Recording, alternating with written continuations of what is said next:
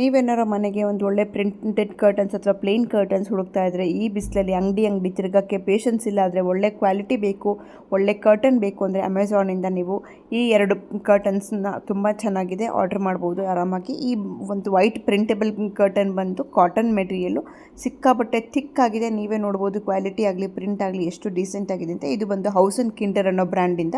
ಈ brown curtain ಬಂದು silk material, ಇದು ಕೂಡ ಫ್ಯಾಬ್ರಿಕ್ ಆಗಲಿ ಮೆಟೀರಿಯಲ್ ತುಂಬಾ ಚೆನ್ನಾಗಿದೆ. ಇದು ಬಂದು urban space ಕಂಪ್ನಿಯಿಂದ.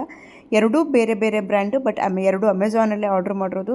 House and Kinder ಅವ್ರದ್ದು ನಾನು ಮುಂಚೆಯಿಂದನೂ ಬೆಡ್ ಸ್ಪ್ರೆಡ್ಸ್ ಯೂಸ್ ಮಾಡ್ತಿರೋದು, ನನಗೆ ಆ ಕ್ವಾಲಿಟಿ ಗೊತ್ತಿತ್ತು. ಹಾಗಾಗಿ ನಾನು ಕರ್ಟನ್ ಕೂಡ ಟ್ರೈ ಮಾಡೋಣ ಅಂತ ಅಂದ್ಬಿಟ್ಟು ಇದನ್ನು ನೋಡಿದೆ. ಅರ್ಬನ್ ಸ್ಪೇಸ್ ಅಂತೂ ಇಂಟೀರಿಯರ್ಸ್ ಡೆಕೋರೇಷನ್ಗಂತೂ ಟಾಪ್ ನಾಚ್ ಬ್ರ್ಯಾಂಡ್ ಆಗಿರೋದ್ರಿಂದ, ಎರಡೂ ಕೂಡ ಒಂದು ಹೈ ಬ್ರ್ಯಾಂಡ್ ಆಗಿ ಹೈ ಕ್ವಾಲಿಟಿ ಇರೋದ್ರಿಂದ ನೀವು ಕಣ್ಣು ಮುಚ್ಕೊಂಡು ಮನೇಲೇ ಕೂತ್ಕೊಂಡು ಇದನ್ನು ಆರ್ಡರ್ ಮಾಡ್ಬೋದು. ನೀವು ಮೆಟೀರಿಯಲ್ ಕೂಡ ನೋಡ್ಬೋದು ಎಷ್ಟು ಚೆನ್ನಾಗಿದೆ ಅಂತ ಅಂದ್ಬಿಟ್ಟು. ಎಷ್ಟು ದಪ್ಪ ಇದೆ, ಶ್ರಿಂಕ್ ಆಗಲ್ಲ, ಏನೂ ಆಗಲ್ಲ.